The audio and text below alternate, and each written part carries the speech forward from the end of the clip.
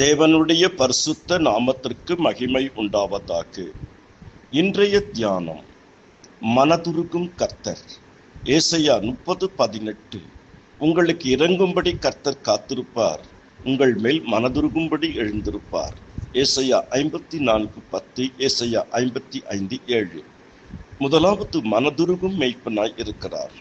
மத்தேயு 9:36-37. அவர் திரளான ஜனங்களை கண்டபோது அவர்கள் மேல் மனதுருகினார். Mark 6:34, mark 8:2. ஜனங்களுக்காய் பரிதபிக்கிறவர். மனதுருகும் தகப்பனாய் இருக்கிறார். லூக்கா 15:20. அவனுடைய தகப்பன் அவனை கண்டு மனதுருகி ஓடி அவன் கழுத்தை கட்டிக்கொண்டு அவனை முத்தம் செய்தான்.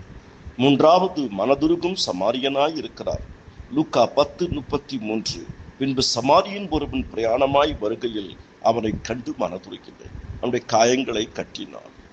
கர்த்தருடைய வார்த்தை நம்மை விசுவாசத்துக்கு நேராக நடத்தும். விசுவாசம் கீழ்ப்படிதலுக்கு நேராக நடத்தும். கீழ்ப்படிதல் நம்மை ஆசீர்வாதங்களுக்கு நேராக நடத்தும். ஆசீர்வாதங்கள் சோதனைகளுக்கு நேராக நடத்தும். அந்த சோதனையை சகித்து ஜெபித்து வெற்றி பெறும் பொழுது அவைகள் நம்மை செழிப்புக்குள்ளும் ரட்சிப்புக்குள்ளும் நித்திய ஜீவனுக்குள்ளும் வழி நடத்தும்.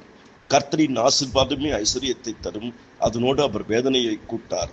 உங்கள் துக்கம் சந்தோஷமாய் மாறும். உன் துக்க நாட்கள் முடிந்து போகும். உன் துக்க மனம் மாறி போகும். இன்று காண்கிற எகிப்தை என்றைக்கு நீ காண மாட்டாய். நீ பயப்படுகிற காரியம் ஒன்றும் நேரிடாது. கர்த்தர் அபரிமிதமாக ஆசீர்வதிப்பார்.